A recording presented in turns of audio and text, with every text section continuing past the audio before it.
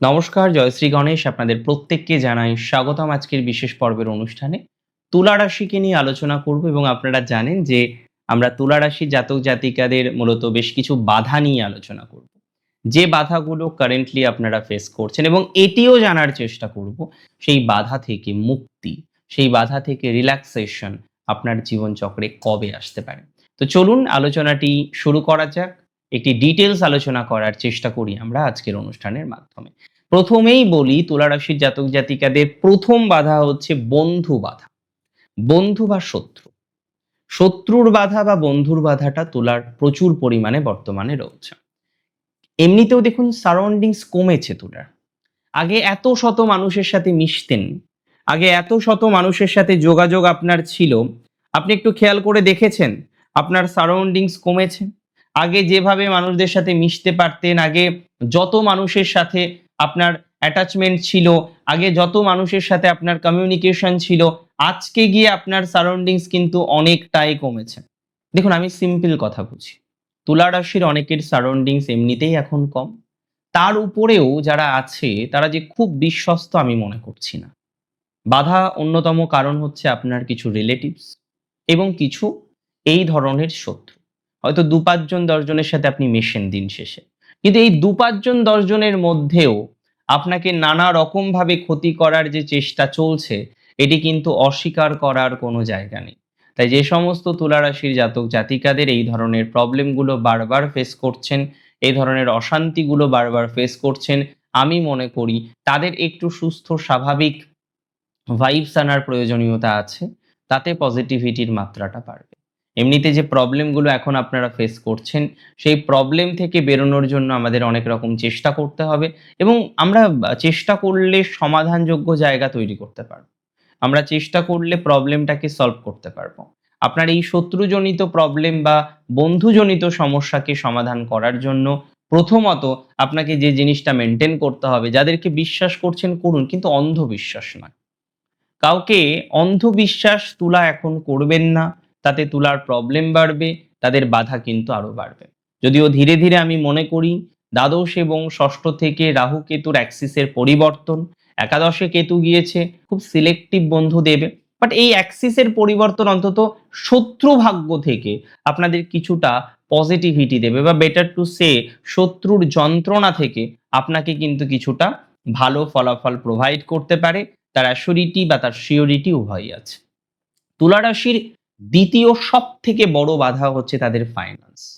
Loan, কর্জ, আটকে থাকা টাকা, টাকা আসার কথা আসছে না এবং সো কল্ড নানা রকম প্রবলেম। তুলা রাশির জাতক জাতিকাদের এই প্রবলেম থেকে সমাধানযোগ্য জায়গা 100% আসবে। বহু তুলা আছেন তাদের এই প্রবলেমগুলো সমাধান হচ্ছে না। বহু তুলা আছেন তাদের এই যন্ত্রণার জায়গাগুলোকে সমাধান করতে পারছেন না। বহু তুলা আছেন যাদের মেন্টালি বিভিন্ন রকমের ডিস্টারবেন্স ফেস করতে হচ্ছে জাস্ট ফর ফাইন্যান্সিয়াল পারপাস। তো ফাইন্যান্সিয়াল ক্ষেত্রে যাদের প্রবলেমের মাত্রাটা বেশি, ফাইন্যান্সিয়াল ক্ষেত্রে যাদের অশান্তির জায়গাটা অনেক বেশি আছে, তাদের কিন্তু আমরা প্রোগ্রেসিভ জায়গা দেখব। তাদের কিন্তু আমরা অশান্তি মুক্ত হতে দেখব। তাদের ক্ষেত্রে কিন্তু আমরা একটা অন্য সংস্থান হতে দেখব। তার মানে এটা আমি বলতে চাইছি কারোর ক্ষেত্রে হয়তো ফাইন্যান্সিয়াল একটা সংস্থান হবে। কারোর ক্ষেত্রে হয়তো একটা আর্থিক সাপোর্ট পাওয়া যাবে। কারোর ক্ষেত্রে হয়তো যেভাবে চলছে সিচুয়েশন, আর্থিক জায়গাটা খুব ডিস্টার্ব আছে, আর্থিক জায়গাটা খুব সমস্যার মধ্যে আছে। তাদের ক্ষেত্রে কিন্তু পজিটিভিটির মাত্রাটা ধীরে, ধীরে বৃদ্ধিপ্রাপ্ত হবে। এতটুকু সিওরিটি দিতে পারি। চিন্তা কম করে প্রোগ্রেস করুন। চিন্তা কম করে অগ্রগতি করার চেষ্টা করুন। আমি কার্যত নিশ্চিত, আমি কার্যত সিওর যে আপনার পজিটিভিটির মাত্রাটা বৃদ্ধিপ্রাপ্ত হবে। এতটুকু বার্তা বা এতটুকু সিওরিটি কিন্তু আমি আপনাকে প্রোভাইড করতে পারি। তো চিন্তা একদমই করবেন না। আস্তে, আস্তে, আস্তে, আস্তে প্রোগ্রেস করার চেষ্টা করুন। তুলা রাশির জাতক জাতিকাদের আরেকটা বড় বাধা হচ্ছে, যেমন ১ম টা আমি বললাম বন্ধু বা শত্রু, ২য় বললাম ফাইন্যান্স অ্যান্ড ৩য় হচ্ছে সবথেকে সমস্যার জায়গা, সেটি হচ্ছে তাদের আনওয়ান্টেড এক্সপেন্সেস। বিভিন্ন খাতে খরচ। আজকে এক খাতে খরচ, কালকে আরেক খাতে খরচ। তার মানে তুলা রাশির জাতক জাতিকাদের দেখুন সব নিয়ন্ত্রণ হয়ে যাচ্ছে। কিন্তু খরচ কিন্তু নিয়ন্ত্রণ হয়ে যাচ্ছে না।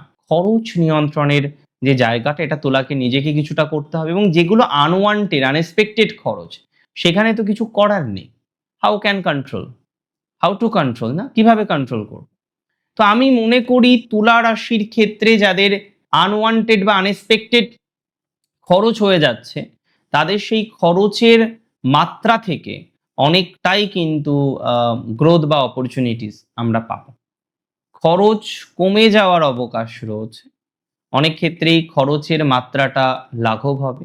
অনেকের ক্ষেত্রেই খরচ সংক্রান্ত বিষয় নিয়ে আমরা বেটার একটা ফলাফল পাবো, এবং এটা নয় যে আপনার এরপরে আর খরচ হবে না। বাট বস্তুত কিছু আনওয়ান্টেড খরচ থেকে, আনওয়ান্টেড এক্সপেন্স থেকে আপনি কিছুটা রিল্যাক্সেশন পাবেন। তো যখনই আনওয়ান্টেড খরচ থেকে বা আনওয়ান্টেড এক্সপেন্স থেকে আপনি রিল্যাক্সেশন পাবেন, তো স্বভাবতই আপনার যে নেগেটিভ ভাইবস আছে, আপনার যে সমস্যাপ্রবণ জায়গাগুলো আছে, সেই জায়গা থেকে আপনি বেরিয়ে আসতে পারবেন। এটি নিয়ে কিন্তু কোনো ডাউট নেই। সো আনওয়ান্টেড অ্যান্ড আনএক্সপেক্টেড খরচ থেকে বেরিয়ে আসার চেষ্টা করুন। এমনিতেও কিছু, কিছু খরচ নিজেও করে ফেলেন। সবটা যে আ অটোমেটিক্যালি হচ্ছে তা নয়। তবে হ্যাঁ, এটা ঠিক গুরুজনের কারণে হোক, ফ্যামিলির অন্যান্য কারণে হোক, যে কারণেই হোক না কেন, কিছু আনওয়ান্টেড খরচ কিন্তু তুলা রাশির হচ্ছে। তুলা চাইছেন সেটাকে কন্ট্রোল করার, কিন্তু সব ক্ষেত্রে সেটা কোনোভাবেই কন্ট্রোল করা যাচ্ছে না। And it's a great problem. এটা অনেক বড় একটা সমস্যা বলে আমি মনে করি। তো তুলা রাশির জাতক জাতিকাদের এই খরচকে, আনওয়ান্টেড খরচকে কিছুটা নিয়ন্ত্রণ তো করতে হবে। আর বাকিটা আ সময়ের সাথে ছেড়ে দিতে হবে। যদিও আপাতত যে ট্রানজিট আছে, শনির দৃষ্টি দ্বাদশে থাকছে, এটা কিছুটা খরচ আপনাদের কমাবে বলে মনে করছি। বা কিছুটা হয়তো মিতব্যয়ী হওয়ার টেনডেন্সি এখানে কিন্তু ডেভেলপ করতে পারে। সম্ভাবনা কিন্তু অনেকটা বেশি আছে। তুলা রাশির একটি বিষয় আমি আপনাদের প্রত্যেককে জানাতে চাই। এর পরের যে বাধাটা সেটা হলো সাংসারিক। ওয়াইফ হাসব্যান্ডের মধ্যে হিউজ ডিস্টার্বেন্স। তার থেকেও বেশি ডিস্টার্বেন্স হচ্ছে ইন-লসদের মধ্যে। এবং এই যে ইন-লস এর ডিস্টার্বেন্সটা কোনোভাবেই ম্যানেজ করা যাচ্ছে না। দীর্ঘদিন ধরেই ইন-লস একটা ডিস্টার্বেন্স আপনাদের হয়ে যাচ্ছে। ট্রাই করছেন সেটাকে যাতে ম্যানেজ করা যায়, কিন্তু হয়ে উঠছে না। অনেক রকমভাবে ট্রাই করেও ইন-লস প্রবলেমটা আপনি সমাধান করতে পারছেন না। আমি কার্যত মনে করি যাদের ইন-লস প্রবলেমের মাত্রাটা বেশি, কোনো রকমভাবেই ইন-লস প্রবলেম সমাধান করা যাচ্ছে না। তাদের ইন-লস প্রবলেম কিন্তু অনেকটাই সমাধানযোগ্য জায়গায় আসবে। অন্ততপক্ষে এখন যে পরিস্থিতি আছে, এর থেকে বেটার পরিস্থিতি আপনি তৈরি করতে পারবেন। এর থেকে বেটার সিচুয়েশন আপনি তৈরি করতে পারবেন। এর থেকে ভালো পরিস্থিতি তৈরি করে এগিয়ে যাওয়ার একটা সম্ভাবনা লক্ষ্য করতে পারছি। তবে প্রত্যেকের ক্ষেত্রেই ইন-লস প্রবলেম ১০০% নির্মূল হবে না। 70% 80% নির্মূল হওয়ার সম্ভাবনা আছে। এটা ম্যানেজ করতে হবে, এবং বৈবাহিক জীবনের যে ক্ষুদ্রাতিক্ষুদ্র সমস্যা মাঝে, মাঝে তুলাকে ফেস করতে হয়। বিশেষ করে বৈবাহিক জীবনের অন্যতম প্রবলেমের কারণ হচ্ছে আ একটা মিসআন্ডারস্ট্যান্ডিং, একটা লং ডিসট্যান্স থাকা অনেকের ক্ষেত্রে, এবং তার থেকেও বড় কথা যেটা আমি বলছিলাম, ইন-লস। তো এই ইন-লস প্রবলেম আমি বলছি যেটা ১০০% তো রিমুভ হবে না। 60-70% ক্ষেত্রে রিমুভ হওয়ার সম্ভাবনা আছে। 60-70% ক্ষেত্রে সেটা থেকে পজিটিভিটি প্রাপ্তির সম্ভাবনা থাকবে। আরেকটা কথা আমি আপনাদের জানাতে চাই তুলা রাশির ক্ষেত্রে, যে তুলা রাশির জাতক জাতিকাদের লাস্ট যে বাধাটা, যেটা সত্যিই মারাত্মক, যেটা সমস্যার, সেটা হলো কর্মচ্যুত হয়ে যাওয়া। অনেকের দেখবেন কর্ম নেই বর্তমানে। কিছু কর্ম নষ্ট হয়েছে, কিছু ক্ষেত্রে বেঞ্চে থাকার পর প্রজেক্ট পাননি, রিজাইন দিতে হয়েছে। কিছু, কিছু ক্ষেত্রে ফোর্স রেজিগনেশন হয়েছে। তো এই সমস্ত বিষয়গুলিকে অতিক্রম করে তুলা আল্টিমেটলি ভালো থাকবেন, এটা নিয়ে কিন্তু আমার কোনো ডাউট নেই। কিন্তু বর্তমানে কি তুলা ভালো আছেন? এই সমস্ত বিষয়কে মেইনটেইন করে তুলা কি খুব কমফোর্টেবল একটা জোনে আছেন? না। এই জোনটাকে কমফোর্টেবল করতে হবে। বাই টাইম গ্র্যাজুয়ালি দেখবেন এটা কমফোর্ট জোনে আপনাদের আসবে। ধীরে, ধীরে আরো বেশি কমফোর্ট তৈরি হওয়ার অবকাশ আমরা দেখতে পারবো। তো সবকিছুর জন্য সময় দরকার, সুযোগ দরকার, অপরচুনিটিস দরকার। So definitely that you will get, সেটা আপনারা পাবেন। আগামী 6 মান্থ এর মধ্যে, বিশেষ করে অক্টোবর অনওয়ার্ডস, আপনারা অনেকেই এই সামগ্রিক প্রবলেম থেকে কিছুটা বেরিয়ে আসতে পারবেন। অনেক ভালো থাকুন আপনারা প্রত্যেকে, সুস্থ থাকুন, স্বাভাবিক থাকুন। শেষ করছি আজকে এখানেই। জয় শ্রী গণেশ।